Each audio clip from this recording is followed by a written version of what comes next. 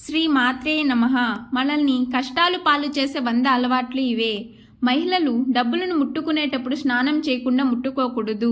పొద్దు ఎక్కే వరకు ఇంట్లో నిద్రపోకూడదు. ఆ టైంలో వాకిలి చిమ్ముకోవాలి. ఎందుకంటే లేటుగా నీళ్లు చిమ్మితే సూర్యుని మొహాన చల్లినట్లు ఉంటుంది. తిన్న ఎంగిలి కంచం ముందు చాలాసేపు కూర్చోకూడదు. తిన్న స్థలం నుండి కాస్త జరిగైనా కూర్చోవాలి. కానీ చేయి కడిగి అక్కడే కూర్చుంటే దోషం కలుగుతుంది. ఇల్లు ఊచిన చీపురును నిల్చోబెట్టకూడదు. వంటగదిలో వాడిన మసిబట్టలను పొద్దుపోయాక ఉతకకూడదు. సంధ్యాకాలంలో నిద్రపోకూడదు. ఆహారం తినకూడదు. గొడవలు పడకూడదు. ఎందుకంటే ఆ సమయం ప్రదోషకాలం. పూజలు చేయడం వల్ల మంచి ఫలితం ఉంటుంది. అలాగే చాలామంది మహిళలు స్నానం చేయకుండా ఎక్కువగా మాట్లాడుతూ చికాకులో కోపంతో వంట చేస్తుంటారు. ఈ విధంగా వంటను అసలు చేయకూడదు. శుభ్రంగా స్నానం చేసి చాలా ప్రశాంతంగా దైవ నామస్మరణ చేస్తూ వంట చేయాలని, దీని ద్వారా వంట రుచిగా ఉండటమే కాకుండా ఇంట్లో వారు అనారోగ్యాలు బారిన పడకుండా ఉంటారు.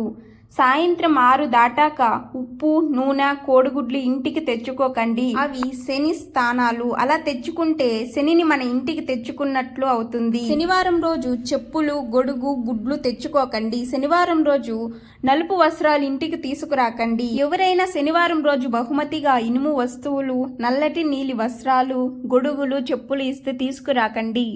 భార్య తిన్న ఎంగిలి కంచాన్ని ఎప్పుడూ కూడా భర్త చేతికి ఇవ్వరాదు. చిరిగిపోయిన చేపల మీద పడుకోకూడదు. చాలామంది కూర్చున్నప్పుడు పక్కవాళ్ళు కాళ్ళు దాటి వెళుతూ ఉంటారు. అలా కాళ్ళు దాటి వెళ్ళడం మంచిది కాదు. బట్టల్ని, ఇంటిని శుభ్రం చేశాక వచ్చే మురికి నీరు శరీరంపై ఎట్టి పరిస్థితుల్లోనూ పడకూడదు.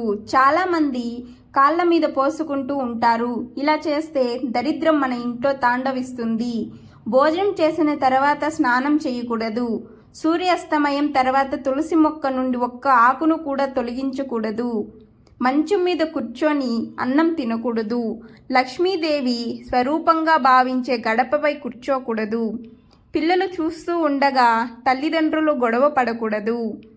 డబ్బులు లెక్కించేటప్పుడు ఉమ్ము పెట్టి లెక్కించకూడదు. స్నానం చేసిన తర్వాత చాలామంది ఉతికిన బట్టలు ఉండి కూడా విడిచిన బట్టలనే కట్టుకుంటారు. అలా అస్సలు చేయకూడదు. స్త్రీలు పడుకునే ముందు గాజులు, కమ్మలు, తాలిబొట్టు లాంటివి తీసి నిద్రించకూడదు. ప్రతిసారి ఇచ్చిపుచ్చుకునేటప్పుడు కేవలం కుడి చేతిని మాత్రమే ఉపయోగించాలి. ఎడమ చేతిని ఉపయోగించకూడదు. నేల మీద పడిన ఆహారాన్ని కాలితో అస్సలు తొక్కకూడదు. పూజ చేసేటప్పుడు నుదిటిన కుంకుమ బొట్టు ధరించకుండా చేయకూడదు. చీకటి పడిన తర్వాత ఇంట్లో లైట్ వేసిన తర్వాత ఇల్లు ఊడవటం అస్సలు మంచిది కాదు. రోలు, రోకలి బండలు, పాత్రలు కడగకుండా అశుభ్రంగా ఉంచుతారని, అలా ఉంచడం వల్ల కూడా నష్టం జరుగుతుందని పండితులు చెబుతున్నారు. చీకటిలో భోజనం చేయకూడదు. ఇల్లు ఊడ్చిన చీపురును నిలబెట్టకూడదు. సాయంత్రం సమయంలో ఎప్పుడు పొరపాటును కూడా నిద్రపోకూడదు. మహిళలు మంగళసూత్రాలకు దేవుడు బొమ్మలు, సేఫ్టీ పిన్నులు తగిలించకూడదు. పాడైపోయిన చెప్పులను ఇంట్లో ఉంచకూడదు. పగిలిన అద్దాన్ని కూడా ఇంట్లో ఉంచకూడదు. భోజనం మధ్యలో లేచి వెళ్ళరాదు. తల వెంట్రుకలు, గోర్లు ఇంట్లో వేయరాదు. పెరుగును, ఉప్పును అప్పు ఇవ్వరాదు. వేడివేడి అన్నంలోనికి పెరుగు వేసుకోరాదు. తిన్న తర్వాత ఒళ్ళును విరవరాదు. పాచి ముఖంతో అద్దం చూసుకోరాదు. వికలాంగులను వేలాకోలం చేయరాదు. గడపపై పాదం పెట్టరాదు. అలాగే ఒంటి కాలుపై నిలుచుకోరాదు.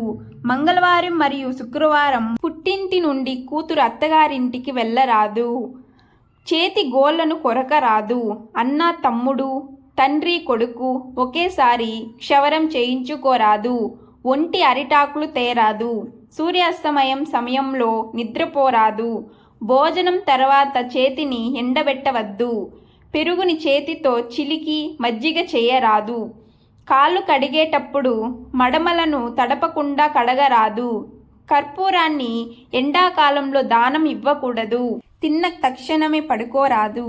పెద్దల సమక్షంలో కాలుపై కాలు వేసుకొని కాలు చాపుకొని కూర్చోరాదు. ఇంటికి వచ్చిన ఆడపిల్లలకు ముత్తైదులకు పసుపు కుంకుమ ఇవ్వకుండా పంపరాదు. గడప యువతల నిల్చుకొని భిక్షం వేయకూడదు. శుభానికి వెళ్తున్నప్పుడు స్త్రీలు ముందుగా ఉండాలి, అశుభానికి వెళ్ళేటప్పుడు పురుషులు ముందుగా ఉండాలి. తులసి కోటను ఎప్పుడూ ఇంటి గోడలకు ఆనించకూడదు. ఎంగిలి నోటితో గురువుతో మాట్లాడరాదు. ఎంగిలి చేత్తో ఏ పదార్థాన్ని చూపించరాదు. వ్యసన పరులతో మూర్ఖులతో వాదోపవాదములు చేయరాదు.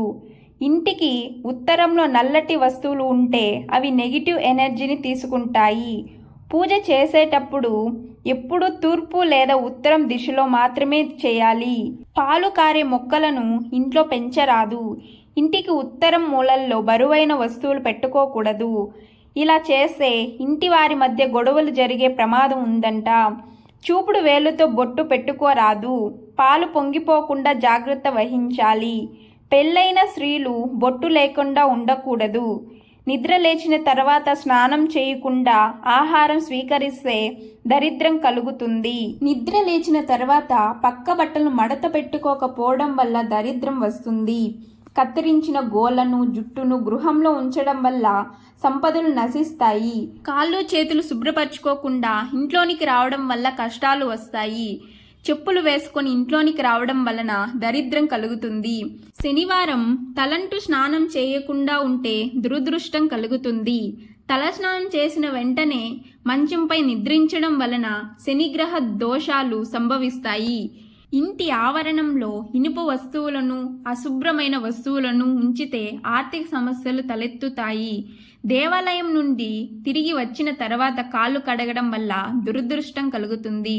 కొనుగోలు సమయంలో వృద్ధులు లేదా పిల్లలతో ఎక్కువ బేరాలు అడగటం, దేవాలయం నుండి ఖాళీ పాత్రలు వెనక్కి తీసుకురావడం, అంత్యక్రియలు ఊరేగింపును అధిగమించడము, పైకప్పుపై ఇనుప తీగలను కట్టడము, తలుపుల మీద దేవుడు ఫోటోలను పెట్టడం, నూనె ఉప్పు నేరుగా ఇతరుల చేతికి ఇవ్వడము, ఇంటి ముందు రాక్షసుడు ఫోటో ఉంచటము, సాయంత్రం 5 తర్వాత ఇల్లు ఊడ్చటం, సూర్యోదయం వచ్చాక కూడా నిద్రపోవటము, ఆవును కాలితో తన్నడము, ఎదుటివారి పేదరికం చూసి ఎగతాళి చేయడము, అతిథులు ఇంటికి వచ్చినప్పుడు వారిపై కోపాన్ని ప్రదర్శించడం, ఇలాంటి పనులు చేస్తే ఎప్పుడూ అప్పులు బాధలతో విపరీతమైన కష్టాల్లోకి వెళ్ళిపోతారు.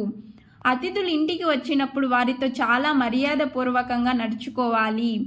వారిని అవమానపరిస్తే మీ ఇంట్లో ఆర్థిక ఇబ్బందులు ఏర్పడతాయి. మీ ఇంట్లో పదే పదే పాలు పొంగుతూ ఉంటాయి. మీ ఇంట్లోకి ఏదో చెడు జరగబోతుందని అర్థం. పాచిముఖంతో గుమ్మం ముందు కూర్చుంటే బయట దరిద్రాన్ని ఇంట్లోనికి తెచ్చుకున్నట్లే. ఎంతో విలువైన సమాచారాన్ని ఈ వీడియో ద్వారా తెలుసుకున్నారు కదా.